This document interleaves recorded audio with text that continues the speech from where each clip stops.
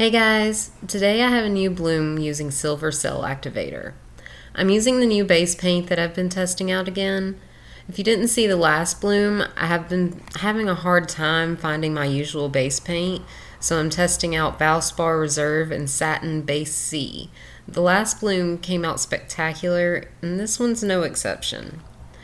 I'm using a brand new to me, paint colors today.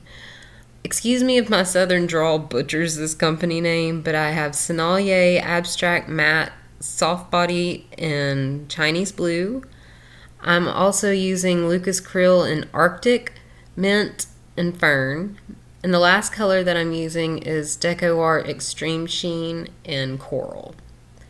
If you saw my last video, you may remember that I used Tommy Art Mineral Paint in gold for the cell activator. Today I'm using the silver. I've been pretty obsessed with this mineral paint since I found it. It does well in pours, but it's absolutely gorgeous when it's just painted on. They're super thick and they apply smooth. I just love them. Again, I'm not being sponsored by anyone, but if I find a product that I love, I'm definitely going to tell you guys about it. I can leave a link in the description to where I bought these paints from.